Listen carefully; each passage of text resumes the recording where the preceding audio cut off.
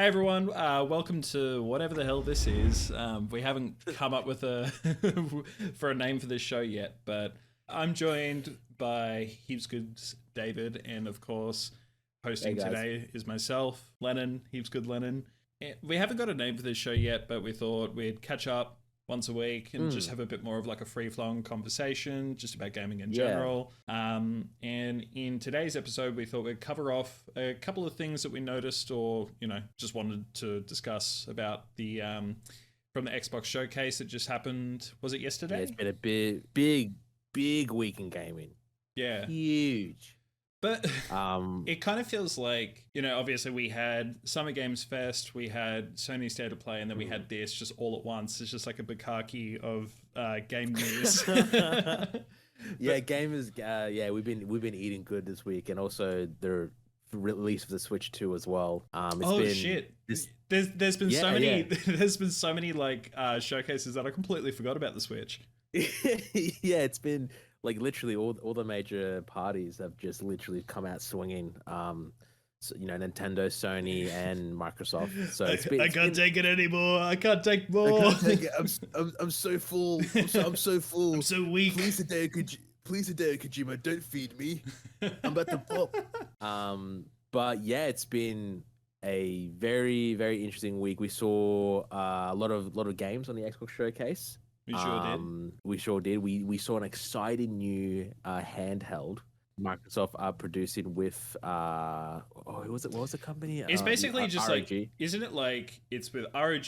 They're also kind of joining forces with like AMD, Asus, and obviously themselves, Microsoft. So they've just got like all of these powerhouses in like one handheld. I mean, we'll talk about it a little bit more in a sec, but outside of that as well, we thought maybe if we're going to be doing this on a weekly basis, we'd have kind of like a weekly topic. And for today's topic, we're going to be talking about just like backlog gaming in general. Do we have a backlog? What's in our backlog? Why are they even a thing? Because it feels like it's more and more common that people are talking about it online these days. And I mean, I know I definitely have a backlog. I just thought it'd be interesting to explore that, why games kind of just get left behind. We'll see how today's conversation goes, I guess. But yeah, I guess, did you want to kick things off with the Xbox showcase? Yeah. So let's just jump into the showcase. So Microsoft hasn't had the best run this generation with the Xbox. Yeah. Well, they've been like they've been just like too busy just like trying to acquire. Was it Activision or whatever? And I think people have been feeling a little bit like they've been neglecting their first party releases and have been kind of questioning their strategy. No, it's been a very it feels like Microsoft has been trying to do just Thanos, like just collecting all the Infinity Stones of all the developers. Finally I'll do it myself. I am inevitable. They acquired Blizzard, Blizzard Activision. So they got all the Call of Duties, all World of Warcraft, Overwatch. They acquired Bethesda. They've spent so much money acquiring all these studios. They've had some, they bought some studios that they had to close because they've obviously can't, fund all these studios that they've just bought. But it's been very lacking with first party releases. However, they've taken a massive shift in direction where they're like, Xbox is no longer a console now. It's everywhere. You're an Xbox. This is an Xbox. You're an Xbox. This vibrator is an Xbox. No, but it's an Xbox. I think what I'm confused about is that it feels like they basically just ditched the Xbox Series X or whatever. And to be fair, I feel like for a while we kind of heard from the developer front that a lot of the issues were the fact that developers were trying to cater to the fact that there was the Xbox Series X and Series S. Yeah. And I think that kind of hamstrung them a little bit. And then it feels like they were just like, okay, fuck it. Let's just focus on cloud gaming, remote gaming. Everything's an Xbox. But now they've just like pivoted and it's like, by the way, here's, Of course. I think that obviously Game Pass is a grand slam, and then the fact that they've obviously acquired such heavy hitting studios. Yeah, studios, IPs. Like I think it's a massive move to just have everything just come to Game Pass day one, and I think that's great. But then I think people have been a bit confused because obviously now some what would traditionally be first party Xbox titles are going to be released on PlayStation 5, and we've already seen that with, I believe, Forza Horizon 4. Yep. So I think it started with Sea of Thieves. That was the first one. Okay. Yep. And now it's Forza Horizon, and now the next one, Hellblade's another one. Hellblade was announced to come on to PS5. Oh, right. Hellblade 2, and Gears of War. Most famously, Gears of War Reloaded is coming. I do want to talk about that as well, because I was a little bit intrigued by, I don't know, I guess the trailer. So I'm someone, maybe it's just because I wouldn't say like out of the loop. Like, I mean, I'm very much, I'd still consider myself a very casual enjoyer, but like, you're a gamer. Yeah, I game.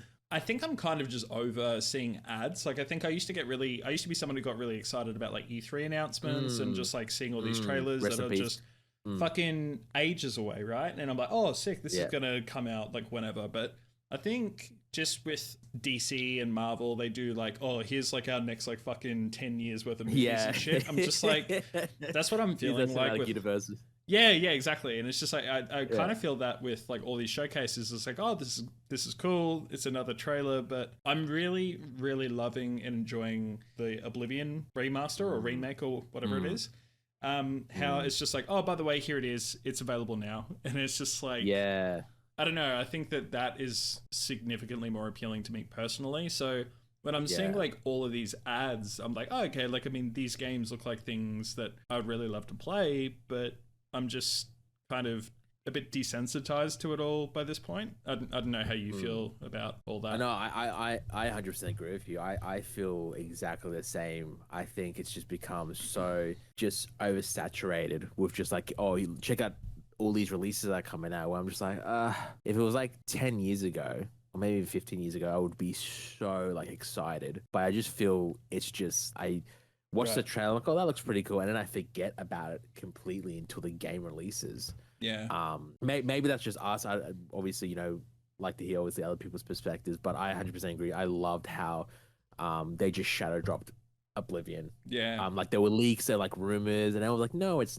especially on the Oblivion subreddit. People were like, no, it's not real. It's not gonna happen. There's no remake coming. Okay.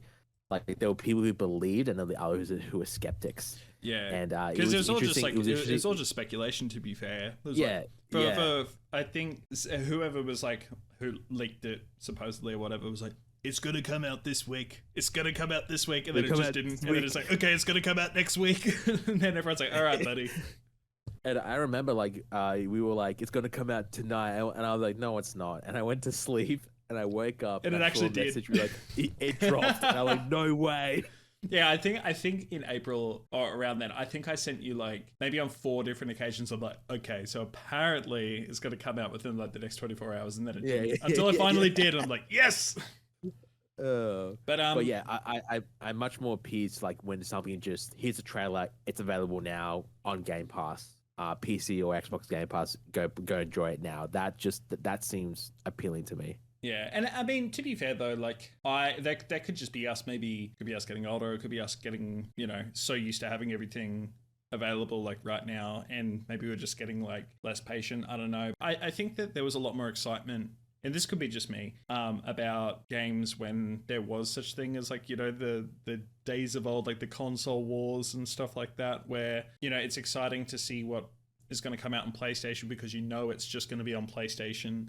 And then what's going to come out in Xbox, and it's like, oh my God, like this money that I invested in this Xbox is going to pay off because there's all these really exciting games that are going to come out for it. And now that everything is just like available on basically every platform, and I don't know, there's just so much noise.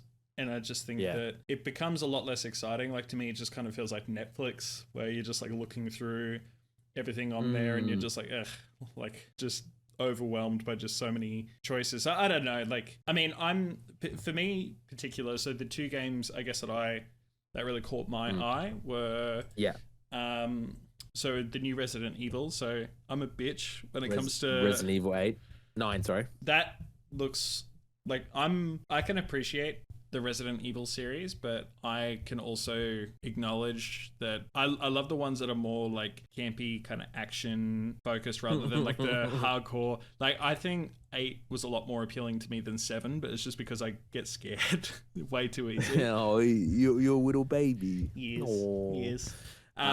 So there was that one, and then there was the Gears of War Reloaded, but I'm assuming that you might have some thoughts on Requiem. Yeah. So Requiem, that was the summer showcase games. That was called. Yeah. Oh yeah, that was that from the Summer Games Fest? Summer Game Fest, yeah. So that's fuck. Summer Game Fest. My bad. So we've completely jumped shit, but we'll quickly touch on it now because you've brought it up. Okay. Yeah. It was so funny because the one of the creative directors literally was just talking about it was the biggest troll. I don't know if you saw it. It made me giggle. Like the one of the directors, I can't remember.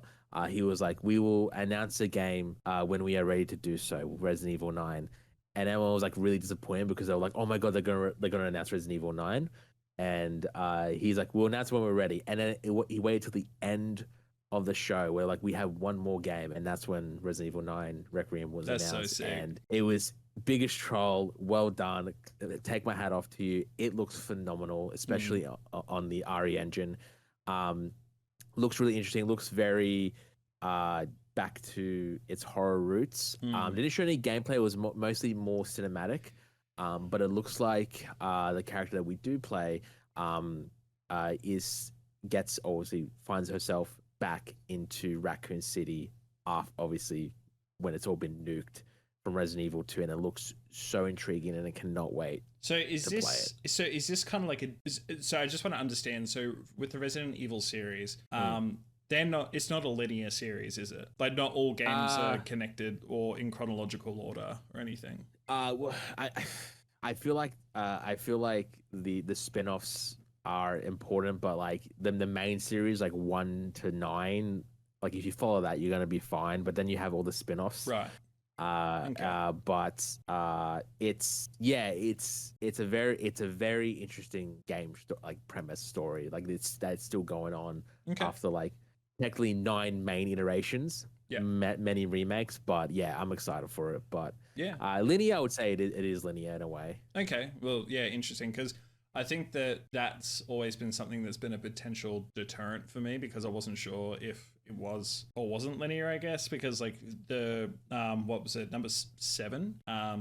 Just almost kind of felt like, or seemed like a reboot to me, or like a change in direction. So I wasn't sure if it was like, is this a whole new story or whatever, or like I wasn't sure if all of them were connected or whatnot. But this one, Requiem, seems like it seemed by the trailer to be really directly tied to like you said, like Resident Evil 2 or something, or like an earlier game. Yeah, I would say like you don't need to play all the games to understand a specific story. Right, like the stories by themselves, like they reference, like an example, like if you play Resident Evil 5 for the first time, you're like, oh my god, where did they get this virus from? But it's a correlation to Resident Evil 4, but you don't need to play 4 to understand 5.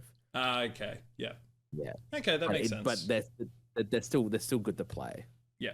All right. Obviously, moving on to the Xbox showcase, we saw a lot of reveals, a lot of trailers, a lot of announcements. An example, obviously, Grounded 2 was announced. Which if you haven't played Grounded 1, I would highly recommend getting a few friends and playing it. It's essentially Honey, I Shrunk the Kids, the video game. It's have you played Grounded? No, but I feel like it was like one of the earlier, I think Xbox One, because it was originally like an Xbox only title, wasn't it? Yeah.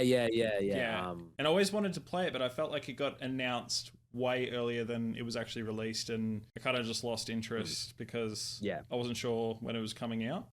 Well, the sequel's coming out. Now we got a second one. We got a second one, so you can jump into it. So Obsidian have announced Grounded 2, and it's coming out on July 29th. Obviously, I assume it's going to come day one on Game Pass, because Game Pass is pretty much, if you want to play the latest day one releases, it's pretty much on Game Pass. Yeah. It's almost a given at this point that almost everything just goes on there like day one. Day one. Also, we got to see our first gameplay trailer of The Outer Worlds 2. I'm really excited for this game. Yeah, me too. I played The Outer Worlds 1.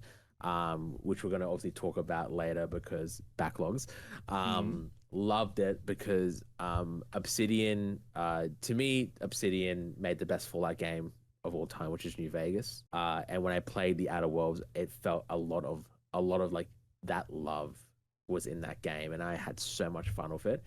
And I do love some mechanics that they're putting in for the sequel. An example, if you haven't seen the trailer, is depending on what your playstyles have, you will develop perks or skills naturally. And while you develop those perks and skills naturally, you obviously get disadvantages for them, which are hilarious. An example, if you play very stealthily and you're sneaking around a lot of bases or enemies, you obviously gain a natural perk where, being stealthy pays off. You'll be hard to detect. However, when you stand up, it will cause your knees to pop, which will alert all the enemies around you if they're in earshot. Which I felt that on a personal level, because I felt that on a really personal level, and I connected with me spiritually, because when I crouch and sit up, my knees pop too, and I'm like, finally, a game that understands. I feel this on a personal level. This game I feel it on me. a personal level. This game gets it. Another one is kleptomania kind of perk. So if you're constantly stealing items. If you're constantly stealing items or pickpocketing, you'll get the Kleptomania perk, but essentially you could just see a cool, shiny gun on a wall, and your character will automatically snatch it up, and you have no control over it. Yeah, I love the idea of like consequences with like a skill tree or upgrading your skill set, and it's just like, obviously there's going to be pros because that's the point of like a skill tree, I guess, but implementing the trade-off of, okay, but here are also some cons, I think just makes the gameplay so much more interesting. So much more interesting. It feels like it's very, like, you can, different branches and multiple replay throughs that you can have with this game. Yeah. Like obviously every RPG that should be having, but we did see, gameplay trailer and story trailer. It looks really interesting. It looks phenomenal. The game looks beautiful. You can see Obsidian have been taking a lot of love and care into this, and I'm so excited to jump back into it. It's coming out October 29th. So very excited for The Outer Worlds 2. One thing that I wanted to highlight is Black Ops 7. So I was surprised to see that we were just going straight from Black Ops 6 to Black Ops 7, because usually, obviously, there's like it kind of goes in between like Infinity Ward. Well, traditionally, I guess it was Infinity Ward, then Treyarch, and then Sledgehammer got involved for a bit. But to see that we're basically just going straight from 6 to 7 is interesting. And it looks like, have you seen is it Rocky Balboa, like the one from 2005? And is that his kid? Yeah, 100% right. Milo Ventimiglia, that's around his last name, apologies if I butcher that, is the main protagonist in Black Ops 7. Yeah, because he's playing Alex Mason, isn't he? And then David Mason. Oh, his son. That's right. His son. Yeah. So very interesting that before we jump in, that you brought that up, that we're going from 6 to 7. That's what happened for Modern Warfare. It went from Modern Warfare 2 and then Modern Warfare 3, and then it went to Black Ops 6. So I don't know what. Oh shit! Yeah, it did too. Yeah, I don't know what Activision are doing, but it seems to be like instead of yearly releases, they're going to be just doing 2 in a series. And I don't know if I like that then, because I loved the Modern Warfare remake from 2019. I thought it was incredible, and I think the multiplayer was incredible, and I think it was just really well thought out, and it was really polished. I love gunfight, all that shit. And then Modern Warfare 2 just felt off, like slightly different. It still felt good, and it still felt like it was a full game to a certain degree. But then, we all know what happened with Modern Warfare 3. It just kind of felt like, to some degree, that it was kind of like, a DLC of a game, and it just got changed into a full game rather than just being DLC. And I know that there's like the argument that no, it's like a game or whatever, but like I really hope that that's not the case here. That they just, I really hope as well. Like it's not the case here. To be honest, I haven't played COD since they released MW 2.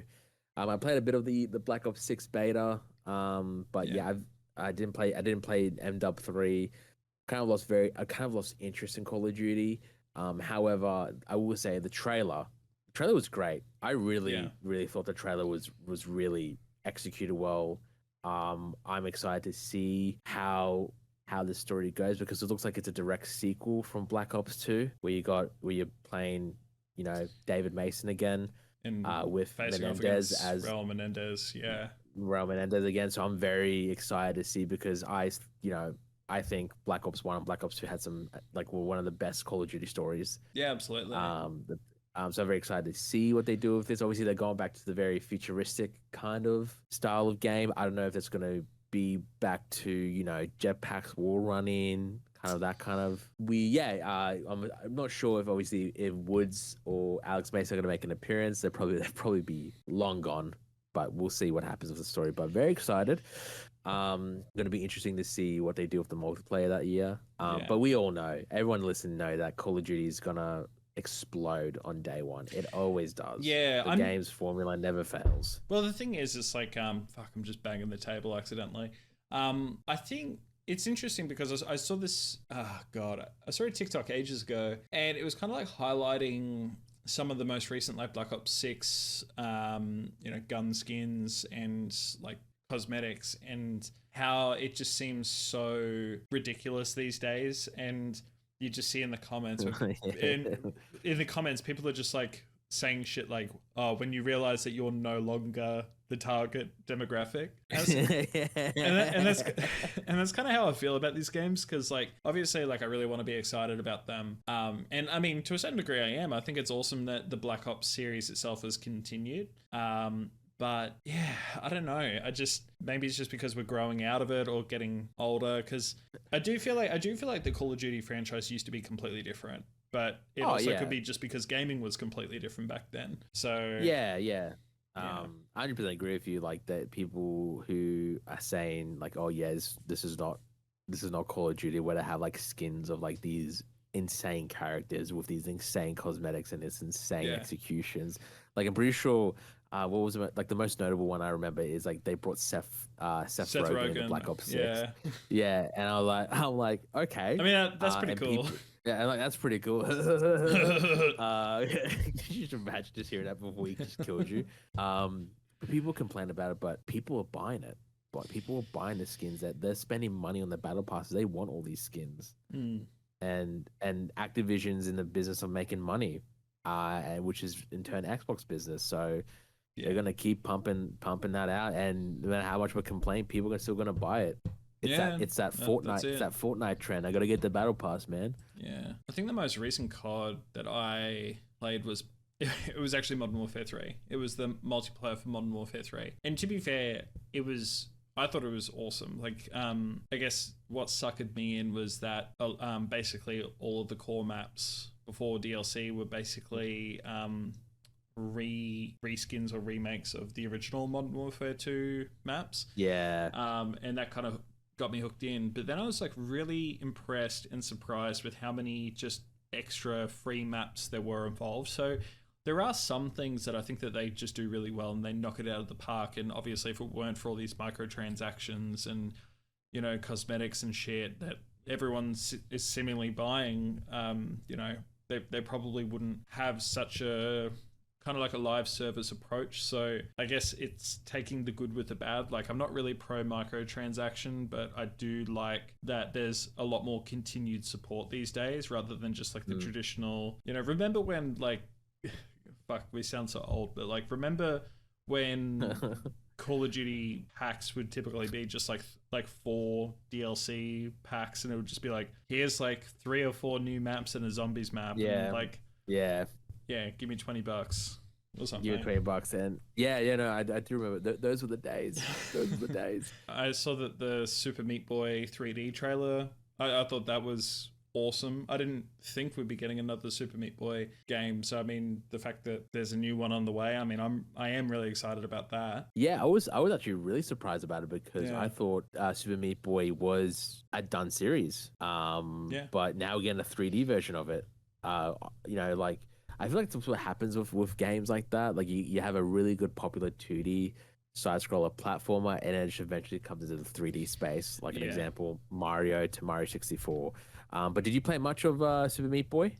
Oh God, years ago. Like when it obviously first came out, I was a pretty big fan of that, and then I haven't even thought about it honestly. Because that came out? Was it like it's got to be like 15 years ago now, or something like that? Super Meat Boy was originally released back in 2010. Jeez, yeah. See, like, I haven't even thought about it for so long, but I just remember playing it because I'm pretty sure it was an Xbox Live arcade game, I think. It was, yeah. Yeah. But yeah, I don't know. I'm really excited to revisit that world. One thing I guess I'm not surprised, but I would have thought that we might have started to see a little bit more, maybe from Bethesda, about literally anything to do with Elder Scrolls 6, because I feel like isn't it like quite widely known that that's what they're working on right now? Yeah. So after Starfield, I think it was really pretty like advised that they were working on the Elder Scrolls 7. Yeah. How crazy is it that I think I saw something recently where someone said the time between Skyrim's release, the time between now and the Elder Scrolls 6 cinematic, whatever the fuck that sizzle reel trailer was, the time between now and that being released is greater than the distance between that trailer and Skyrim's release. Yeah. That's insane. Yeah, that did kind of blow my mind. I'm pretty sure the trailer came out. Hold on. Yeah, it came out 6 years ago. It came out June 11th, 2018. Jesus. Pre-COVID. That's honestly nuts. This is like the second most anticipated game. Like I would say, like compared to GTA 6, we. Oh, dude. I'd be calling in sick for like a week, I think, so I can play it as soon as it comes out. 100%. But yeah, Bethesda did actually show up in the showcase. Yeah. By the way. But that was more for the Elder Scrolls content, wasn't it? ESO. ESO Online, which is obviously another the Worm Cult DLC. Yeah. Which is coming out. I think it was June 18th. Oh, 18th. June 18th. Yep. Right. I mean, it's still going strong. It has 26 million players still playing it. Yeah, that's impressive. So that's still impressive. They also did come out with Fallout 76 content. Yep. Which, if for you people who are playing 76, which apparently is really good now, you got the Gone Fishing update, where you can just go fishing in the wasteland. Yeah, that's cool. That's neat. I just really quickly wanted to talk about Gears of War Reloaded, if that's okay with you. Yeah. I was actually about to move on to that. Oh, perfect. So one thing, I guess that motherfucker, you little bitch. One thing that I guess my big takeaway, we all know what it looks like, and I mean, obviously, with this, is it a remaster? Is it a remaster or a remake? I guess it's a remaster. It's a remaster. Yeah. So, back when the Xbox One came out, they remade Gears of War 1, right? Called Gears of War Reloaded, I think it was, or Gears of War Ultimate Edition. Well, this one is this one's called Reloaded, so I think that one might be the Ultimate Edition. Yeah, so now they're re-releasing that for Game Pass and PS5. Okay, well that's the thing that I kind of wanted to talk about, because obviously it's going over to the PS5, but one of the things that it said in the trailer is that it's like shared. I'm not looking at it right now, so I'm kind of just talking out of my ass. But shared progression. Yeah. So is that? I guess it makes sense to me in my head that it would work. Let's just say, for example, you pick up, let's just say your new Xbox handheld, and you're playing it on there. Yeah. And then you pick up an Xbox Series X controller, and then you're playing on there, and it's shared progression. Like that makes sense to me. But is that also going to work cross platform as well to the PS5? Is shared progression? I think it would. It makes sense to me if you think about it, because what's stopping just Microsoft putting in a little prompt when you boot it up saying connect your Microsoft account to your because I guess that's what I was thinking, because obviously with the PlayStation you're connected to like PSN and stuff like that, but say for Call of Duty, for example, you can share experience, I'm pretty sure, because you're kind of signed in with like your Activision account or whatever when playing, or your Call of Duty account when you're playing online. So is it going to be like a similar situation like that, or I guess we'll see when obviously we get closer to the release date, which is this August. I'll be definitely excited to replay it. Oh yeah, I'm definitely keen to pick that one up. Yeah. I mean, it has 4K HDR, 60 FPS campaign, 120 FPS multiplayer, Dolby Vision. So yeah, I would love to play Gears 1 at 120 FPS. Because that just sounds. We should do some multiplayer videos. That'd be so much fun. Yeah, it sounds phenomenal. Oh my god, I feel so sorry for the people who have only been playing PlayStation, picking this up and playing multiplayer for the first time. They're gonna get a rude awakening when they verse the Gears of War veterans who are war bouncing. They're gonna be like, oh my god, they're live reloading with pinpoint precision or whatever it's called. Active reloading up my ass. Oh my god. Oh my god. It's going to be a rude awakening, because that I remember playing that for Gears of War multiplayer when it first came out back in 2006. Yeah. And steep learning curve it took just to like get used to. Essentially, you're taught throughout the whole campaign. You have to take cover and fire from a distance to like gunning up very close with the Nasher shotgun. Oh my god, I can't wait. Well, yeah, but obviously that wasn't the only announcement. As discussed before, the Xbox Handheld. So I got to make sure I'm calling it the correct thing. So it's the ROG Xbox Ally X. Correct.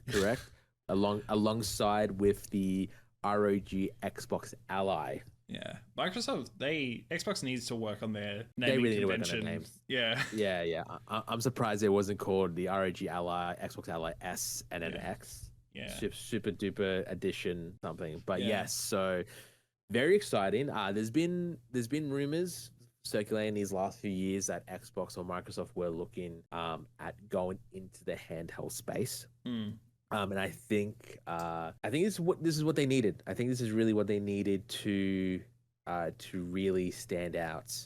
Especially this handheld market is it's a very big pie at the moment. We've got Steam Deck, the Switch. Sony's involved with the version which is the PlayStation version, which is not really a handheld because you didn't connect to your PlayStation. Well, yeah, because that's what I was going to say. Because I guess I didn't even think about the Sony version, because I feel like that one was just kind of dead on arrival. I think a lot of people weren't necessarily happy with that one. The remote play. Yeah. So you need to have the PlayStation technically on. Yeah. So I think that kind of shot itself in the foot. But I would say, and I could be wrong, but because I'm not really like a massive like handheld, someone who's into handheld gaming. I mean, I've played my fair share of mobile games and Switch games, but I guess I've never really seen the appeal, because I guess for me, maybe I'm not traveling all that much. But when I'm looking at, I feel like the biggest pioneer within the space initially was the Steam Deck. And then the novelty and the idea that you could just play all these PC games on the go was just like incredible and mind-blowing to me. And I feel like ever since that came out, I don't know so much about like the other handhelds. Like I always thought that there was the ROG handheld or whatever it was called, or ROG, I guess. But now that this has been announced, or that Microsoft is going into basically dipping their toes in the handheld market, I guess my curiosity is like what well I was gonna say like what does the future look like for handheld gaming? Like do you think that is here to stay, or do you think it's a fad? Because I feel like however many years ago there would be like the PSP or whatever. And it's like, is this just like the current trend that we're in, or is this gonna stay like the Switch? Really great question. I think it's always been a here to stay thing because handheld gaming's been around since the 80s. If you think about it, if we really want to go back to what handheld gaming was, the Game Boy, the OG Game Boy. Yeah, that was Nintendo's first ever handheld device, and then that they had many iterations of that, which turned into the DS. Okay. The DS turned into the 3DS and the 3D craze, and then obviously it turned into the Switch. Sure. Same. So it's always been a thing. So I don't think it's ever gone away. I think it's here to stay, especially because people are always going to be traveling on the move. And especially when they're going to be, doing long distance flights or long term travel, what better way to kill time than to get a handheld out and play a few rounds of your favorite video game? I think it's here to stay. Yeah, I think it's not going to go anywhere. I think that's a good point. I mean, I guess when you think about it, like, I guess the way that I've always, when I think of like, the Game Boy or the Switch, for example, like I always feel like I've looked at them as like, I don't even consider them, I always feel like they're just their own thing. And it's like whatever games you play on the Switch or whatever are typically just like, it's either like ports from like older gen games, or it'll be like, just Nintendo first games, like obviously like your Mario, your Zelda, stuff like that. But now I guess that, this whole, first, like, say like, I don't know, Baldur's Gate 3 or just whatever new game, that's not a new game, I don't know why I use that as an example, but like basically just like if something comes out that is available on Game Pass day one and can be played on a PC or an Xbox, it's like now that it can be played like on the Steam Deck or on the ROG Xbox Ally X or whatever it's called day one as well. I guess it's really brought that handheld technology up to the current standard, if that makes sense. Like the Switch always felt like it was a generation behind, or like half a generation behind, but this, I guess, like what I'm seeing here, and also with the Steam Deck as well, I guess it just feels like, oh, okay, so handheld's actually finally caught up. So yeah. I honestly think, and this is an amazing move by Microsoft to literally announce this a week after the Switch 2 was released. Going for the specs, this should have been like what the Switch 2 should have been, I reckon. Yeah, well, I mean, this looks incredible. Do you have the specs in front of you? Yeah, I do have the specs. So essentially with, so there's two versions. Obviously, one seems like a very budget one, which is the ROG Xbox Ally. Now that comes with 16 gigs of RAM, a 512 gigabyte M.2 drive, SSD, obviously for that fast obviously load of games, a 60 watt battery. It comes with the AMD Ryzen Z2A processor. Both displays will have a 7-inch Full HD 1080p screen with 120 refresh rate with FreeSync Premium enabled. But if you obviously want the ultimate experience, Microsoft is offering, which is the ROG Xbox Ally X, which has the much more powerful AMD Ryzen AI Z2 Extreme processor with 24 gigs of RAM and a 1 terabyte SSD storage, so bigger memory. Also, it has a bigger battery at 80 watts. From what people have been saying, they're saying that the ROG Xbox Ally feels really good in your hands. It's like holding an Xbox Series X controller, which I think is an amazing thing I think it's a beautiful compliment to say that for a handheld. That feels like holding an Xbox controller, especially when you think about it has a huge screen in the middle of it, and all the processors and all the GPUs and stuff like that. Yeah. Now, all these will come built-in Windows. Obviously, you'll have a Windows 11 operating system. However, but it's a stripped-back version, isn't it? It has a stripped-back version, which seems like it has an Xbox kind of UI into it. Which I really like that. It looks. I really do like that. I think it's gonna be extremely user-friendly. To be able to get access to your Game Pass, access to your purchased games. On top of that, I'm pretty sure they have this is obviously a Windows PC that I'm assuming they will integrate this with the Xbox kind of app that they have there. a way to link your Steam games so you can play your Steam games on there. Which, if you think about it, if you have any Sony games that you purchased on Steam, like Days Gone, Horizon Zero Dawn, The Last of Us series, you'll be able to play those games on your ROG Xbox Ally X, which is mind blowing. Like, you can see that Microsoft are really trying to make gaming very exclusive for everyone. For people who love to play Sony, people who love to play Xbox, or people who just like to play their PC games. So it's coming out holiday 2025. No prices have been announced of it yet, so it's going to be interesting to see how much. I can imagine it's going to be expensive. I can imagine. Yeah. How much going to be price per cost performance? That's going to be interesting to see. Obviously, how much you pay for how much performance you get out of it, and how it compares to the other handhelds like the Steam Deck, the Switch 2. This, like I said, I when I was reading the specs, I was like, this is what Nintendo should have done with their Switch 2. Like I said, Switch. Last week the Switch 2 was released.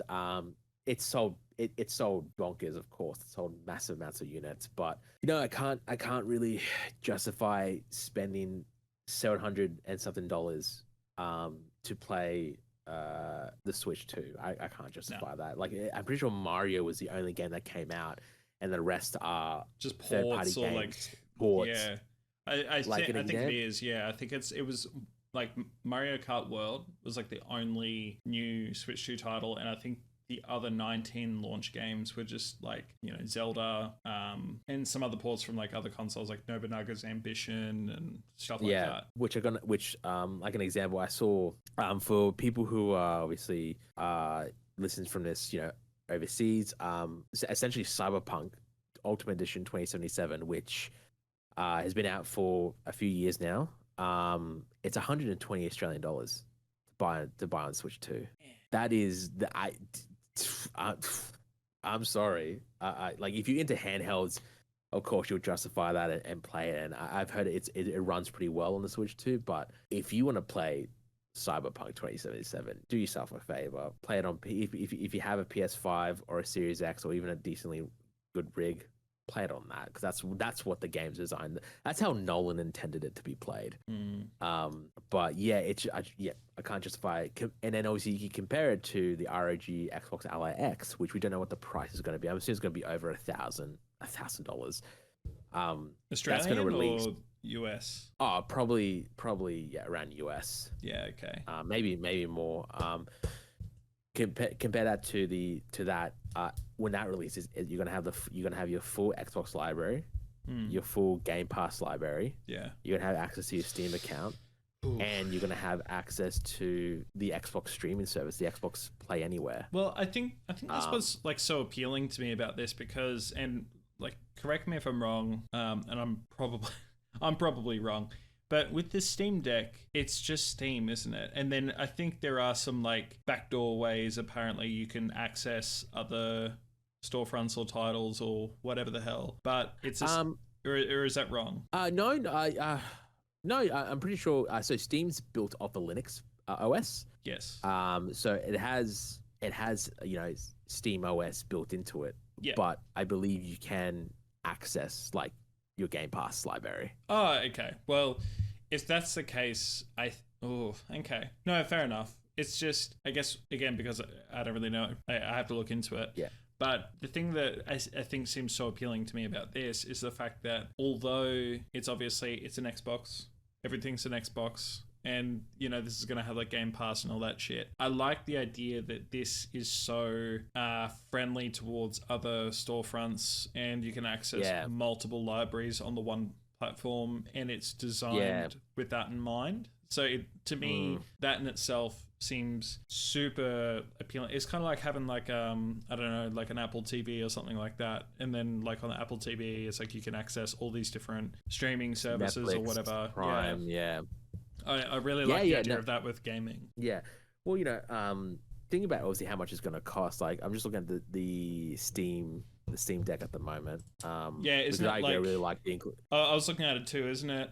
LCD is $649. The 500 gig is $899, and 1 terabyte is $1,049. I don't know if that's USD or if that's Australian. I think that's Australian prices. That's Australian. So if they want to be competitive, they could probably smack on an extra 200 on that, and it'll be competitive enough because Xbox trusted brand. People gonna move towards it, and especially if you have a lot of Xbox people who love Xbox, they love the Xbox space, the OS, the environment. I guess you can say you can call it an ecosystem now. Yeah. They are gonna move over to this. I reckon we'll see a lot of people trading their consoles to get this handheld. Yeah. No, I'm really curious to see what. Yeah, I don't know. I guess what the next 12 to 18 months looks like and how this sells. I'm very curious because obviously I feel like it's a no-brainer that the Switch 2 apparently sold like absolute gangbusters with its pre-orders and such. But yeah, I think with something like this, to try and satiate the appetite, or just I feel like anything in the Nintendo ecosystem, it's got like its core audience in a way, or people I feel like it almost appeals to a different side of the same audience, or just a completely separate audience, but with like the PC and console gamers, I guess you could say. I'm really curious to see how many of those are gonna, I don't know, I guess be chomping at the bit for this, but yeah, I was watching a video this morning when I was driving out to see some family, and I saw it was a video from Inside Games, and I just love everything they do basically, but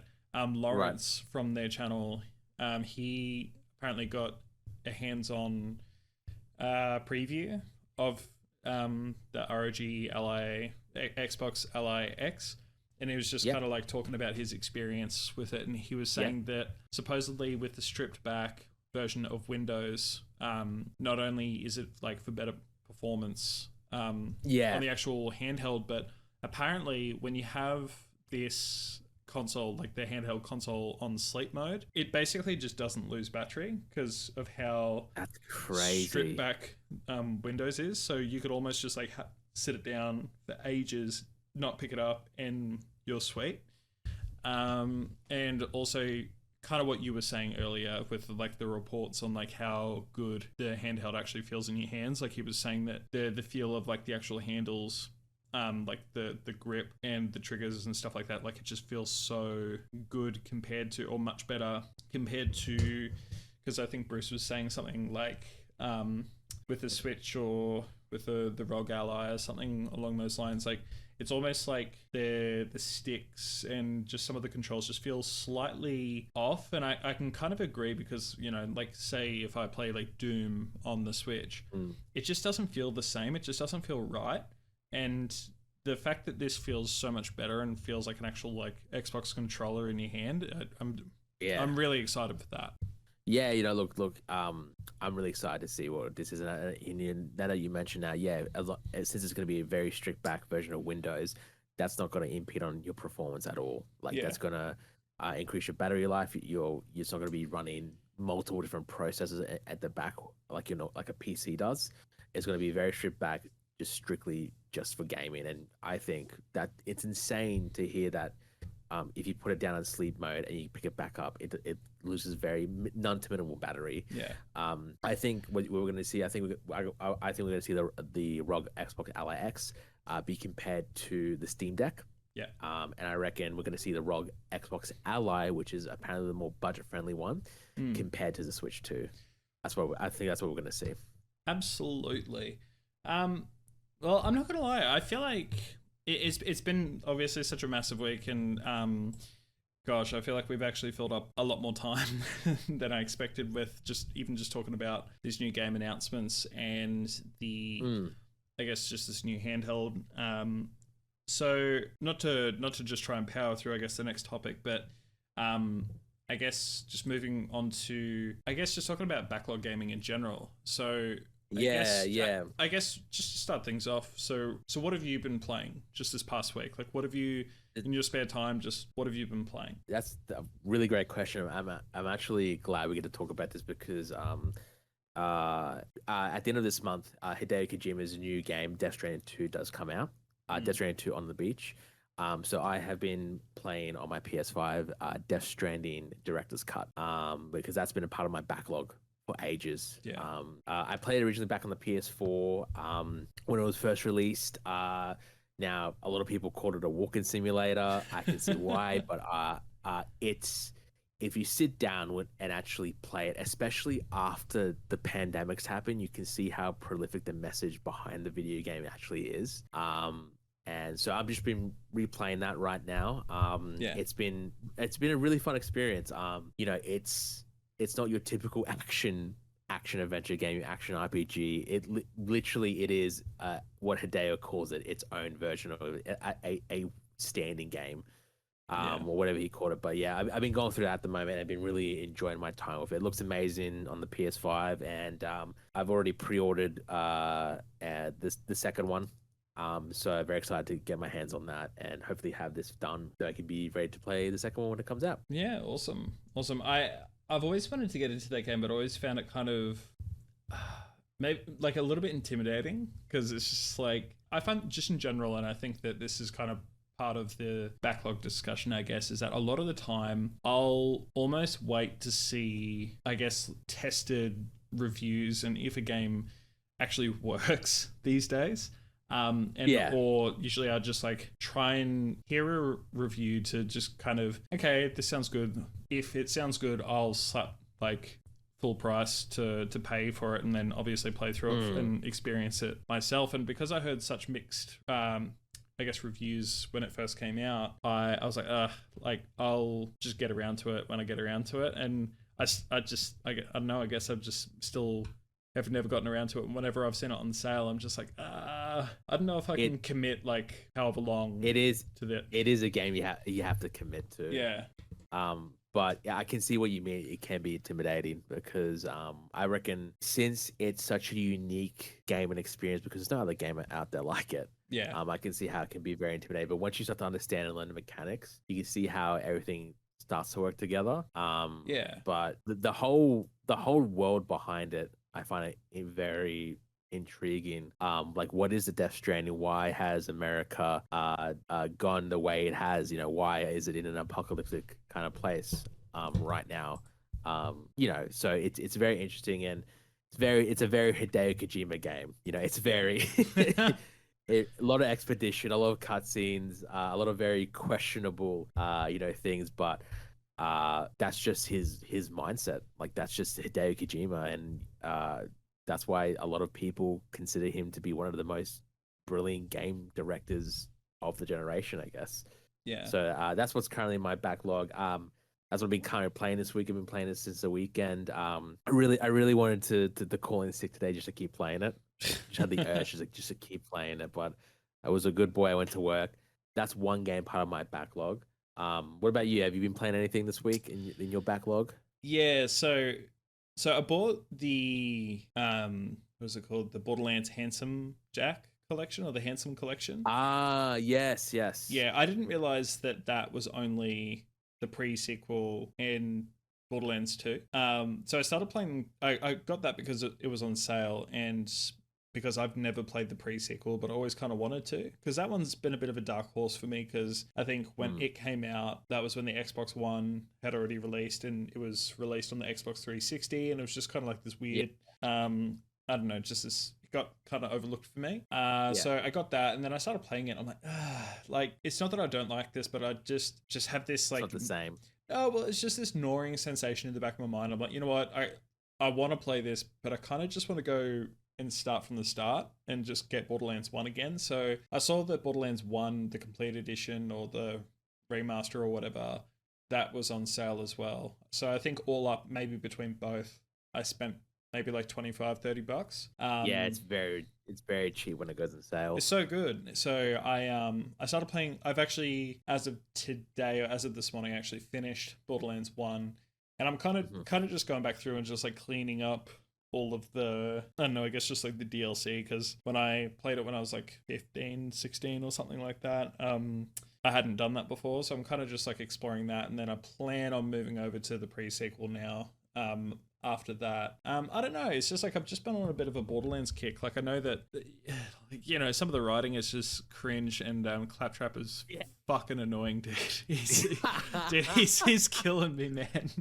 It's just like I'm dying. I'm playing through. Isn't he a playable character in the pre-sequel? He is. Yeah. I'm like, I'm tossing it up, but it's just like the writing, man. Like I'm basically playing the game on like mute, and just like listening to like podcasts or whatever while I'm playing it, because I'm just like I can see what he's saying, and I don't want to hear it. So and it's interesting because I feel like Borderlands itself, like Borderlands 1, it's a pretty average game in hindsight. Like it's kind of straightforward, but I think for its time, it's kind of revolutionary because it's a first-person shooter, it's an open world, it's got this cel-shaded aesthetic, and it's also like a looter shooter, which I don't think really was a thing back then. No, it was. I think Borderlands 1 was like the pioneer, the first ever like looter shooter that came out. It's fucking crazy, dude. And then the fact that it's like a proper RPG as well. Like you got your classes, you level up, you got a skill tree, like all that shit. And I mean, to be fair, I know that it's got like that auto-generated like gun system where it's like, oh, we got a gazillion guns, but it's like it's basically it's the same gun but purple. Yeah, it's the same gun, but it shoots slightly slower. But it's just like I can appreciate like Borderlands 3. I think Borderlands 3 gets a lot of shit because people don't like the villains and the writing's kind of cringe, like even more so. But the gunplay feels fucking amazing, and like the guns are quite like they did a lot better with the variety, and I'm kind of looking forward to getting back to Borderlands 3. But I'm kind of working through that recently. See, this is kind of why I wanted to talk about like Backlog in general as well. So I guess for myself, I find that I tend to buy new games less and less, like unless it's something I'm really excited about. Like again, like the Oblivion remake, and even then, that was only like $50 or something. Like when it dropped, and I was like, oh, score. But like, I guess if you have Game Pass, because I don't have Game Pass, so I don't know, because I'm a fucking idiot. But I find that I tend to go to like, I'm drawn to like packages or just whatever's on sale. And I'm just like, oh, cool. Like this is a game that I always wanted to play. And I just impulse buy it as soon as I see that it's on sale. And then I play it for a couple of hours, and then I just forget about it. And then I just move on to the next shiny object. And it kind of stresses. Ooh, piece of candy. It kind of stresses me out in a way, because it's like, not every game that I buy I have the time to commit to, like I have with Borderlands. Like usually, like recently I bought Baldur's Gate 2 Dark Alliance, and that was like a PS2 game that I used to play. And it was like incredible. And then I got the PS5 version or whatever. It looks like shit, but like it was incredible. It's an incredible game. And I played like 4 hours of it, and then that was it. And then I got Diablo 2 Resurrected, and I played like 2 or 3 hours of that, and then that was it. And it's just like, I think I need to put like a ban on myself from buying new games for a while, and I just need to like just focus on like clearing through the older games. But then I also have this thing where because like the reason why I love the Xbox 360 specifically, and I feel like this culture kind of died with the Xbox One, is I was super into achievements. I love the achievement system, having a gamer score system and all that shit, because it always felt like it was like your badge of honor. But I feel like that's just not really a thing anymore. And I used to try and just like complete games achievement wise, but now I don't really feel that like drive to complete games like that. I mean, I kind of think trophies these days are better than achievements, because I feel like achievements became like less important or less in the foreground, if that makes sense. And trying to get like, the platinum trophy or whatever, that's that's cool and all that. But I don't know. I feel like if there was a system in place where achievements were still so prominent, and like, you could share them with your friends and shit like that, or like, everyone that you play with or everyone on your friends list can see like, oh my god, like he's completed these games, and he's like, I don't know. I feel like he's a real gamer, but like he's a real gamer. Do you know what I mean? Like, I feel like that incentive isn't really there as much anymore. So, but that's just my perspective, I guess. Like, I think I would complete games more if it was still such a prominent feature of gaming, I guess. I still think it's a feature of game. I just think it's just moved, like people have just moved away from it, because I think back then people used to try and 100% get the machines and get that game score. Yeah, I mean, exactly. even I still try platinum games on my PlayStation. Okay. I think there's still some drive behind it. I just think the reason why we have such a backlog is, one, there's always going to be massive sales on games where it's like you get the collectors, like the like 2 or 3 in the series for like dirt cheap, and then you just buy every time a sale comes up. I sit down and play it, and I play it for a few hours, and I'll come back to it later, and I just forget about it. And I think, especially now with like Game Pass and like, PlayStation has its own version of Game Pass. You have that wouldn't help. Play. Yeah, and it just doesn't help, because you're like, I just have all these access to these games. Like, you have, like, even today compared to 20 years ago, gamers have so much access to video games. It's ridiculous, but it's just that time and energy I just don't have to sit down and start a new campaign, because it's just. Do you ever do this where you sit down and you go to, like, pick up your PlayStation controller and you're like, all right, I'm gonna play whatever, and you're just looking through like that menu bar of like your 10 most recently played games or whatever it is that's on the thing, and you're kind of scrolling through them all, and you're like, I don't know which one I want to pick. Like, I don't know what I feel like playing right now. Yeah, and then you do it for like 30 minutes, and you're like, you know what, that was a good 30 minutes of scrolling, and then you just don't play anything. Literally me. That's literally me. I don't know what to. I think that's also why I like go to the store and then go to the deals section, because sometimes I'm just like, I don't know what to play from my most recent, but what if there was something that was like a ridiculously good deal, and then I'll just spend like $10, and then I'll sit here for like another 30 minutes waiting for the game to download. And then it downloads, and you're like, you know what? That was a good 30 minutes, and you play an hour, and you're like, that was a good hour of my life. Yeah. Never play it again.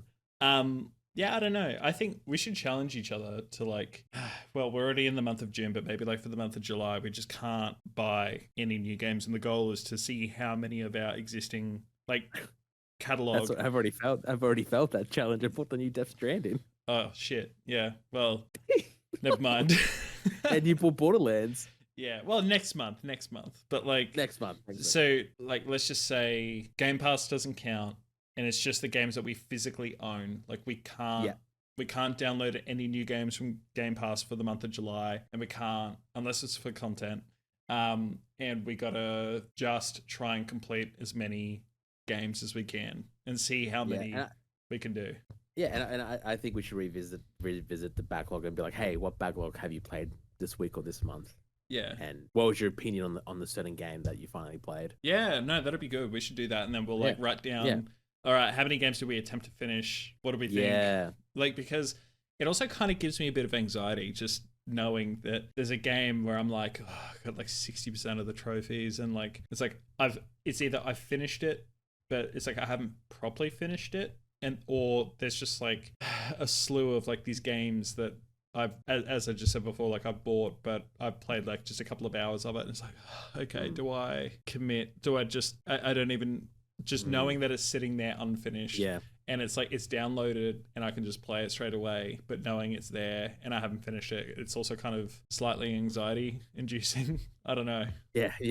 What do you mean I have to collect 600 trophies and collectibles to get a platinum? Yeah. I mean, I think that's what happened to me this morning. So with Borderlands, it was like 4 a.m. I finished it. And I was like, sweet. I defeated the Destroyer, the most unsatisfying end boss of like any first-person shooter.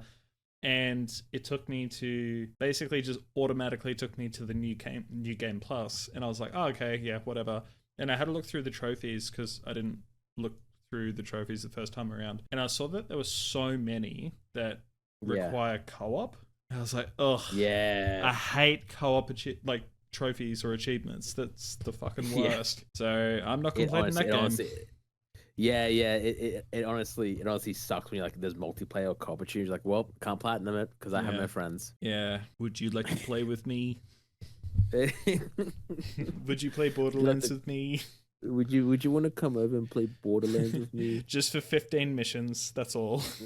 Yeah, sure. Dude, 15 missions. Other games for it. That is massive. 15 missions. Yeah, Yeah, let me just put all the other games I have on backlog back on more backlog because Yeah. I need to do this. Yeah. It's like okay, I don't want you to buy any new games, but if you do, get Borderlands purely just so that way you can help me with my backlog, and then it's going to be sitting there in your backlog. No, I got Borderlands 2. I got Borderlands 2 in the pre-sequel and Borderlands 3. Okay, well, fuck you. I'm talking about the first one. I don't have the first one. Yeah, okay, we'll get it. Oh, yeah, okay. Well, yeah, when it's on sale. When it's on sale, I'll get it.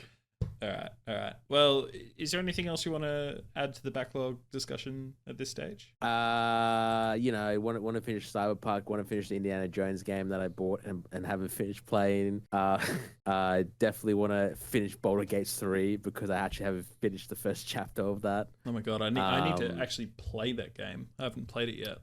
Witcher 3. I need to finish the Witcher 3. I need to get in. Oh yeah, that's a good one. All these massive games that require like 50 plus hours I have to beat. Yeah. What about you? Well, yeah, I guess kind of like what I alluded to before. I'd like to finish the Borderlands series, especially leading up to Borderlands 4 coming out. Number 2's been in strife. Have you seen that? Yeah, you were saying something about it before. What happened there? Yeah, so it got over the weekend or over I think a few days. It was completely free. So if you pick it up, you have it in your library for free. But it's now sitting on Steam reviews as a whopping overwhelmingly negative, because according to what people are saying, the reviewers, according to Take-Two's Interactive's new policy, it looks like they install spyware onto your computer. Oh my god, that's so fucking stupid, dude. They premise it like, oh, we collect data. If you play, we're gonna collect data. Which people are like, oh, spyware. So it's been universally getting panned in the reviews, so much that Take-Two have had to come out, do a statement saying, guys, it's not spyware. It's not spyware. It's just collecting your data. It's not spyware at all. And yeah, it just seems like it's really awkward position that they put the game in right now. I think it's maybe were they thinking it wouldn't be noticeable because it's just like such an old game at this point, like it's like 13 years old, that no one's going to check maybe the fine print of that or the dev notes on something like that, because I feel like if you're going to have an easier time at getting away with something like that, just do it in a new game. I don't know. Yeah, true. Yeah, very. I don't know. Very, like I'm talking out of my ass here, but I mean, either way, like I don't think there's anything wrong with obviously collecting useful information from a business sense if it means that it's going to help you develop a better product, but it should be voluntary rather than like, I don't know, this seems kind of nefarious and malicious, but yeah, that's crazy, dude. Yeah. So yeah, very interesting to see how that just completely 180'd. You do one thing you do to piss off the consumer, which is rightfully so. I mean, I don't want spyware on my computer, so I'm not going to be downloading Borderlands 2 anytime soon. Yeah. So it's insane that it just can plummet that much. So maybe this is like a secret ploy to drag all of that negative press and perception from the Borderlands movie away from that and over onto like this really beloved game. Maybe fucking Randy Pitchford or whatever his name is like playing 4D chess with us right now. I forgot there was a movie. Yeah. I saw a video pop up on my YouTube feed and it's just like, Steel. Like freaking, yeah, and freaking Jack Black was Claptrap. Like, I completely forgot about that, dude. Chicken jockey. Fucking hell. Well, anyway, I think that pretty much wraps up the chat for this week. I hope it went well. I guess I'm going to listen to it after and edit it. But I guess just, closing out this week's discussion. Each week we're going to try and pick a topic as well as discussing whatever is new in gaming. Did you have anything else you wanted to say, David? Thanks for listening to our first episode of this all three of you, thank you. All three of you, thank you. Because of you, I'll be able to eat dinner tonight. I'm excited to keep this a regular thing and really like to hear the three people who listen to their thoughts about you know, what's happened this past week in gaming and what they're excited for. Yeah. 100%. And what your backlog is. Ooh, yeah. If you can let us know what you're trying to work through, I think that'd be really interesting. I'd be curious to see how many people are like stuck on the same games. It's like so many people are stuck on like Baldur's Gate 3 because it's like however long that game is. Oh, it's ridiculous. I really need to get back into it. Yeah. But yeah, thanks for listening. And yeah, I guess we'll see you next week. See you next week. Thanks, guys. Bye.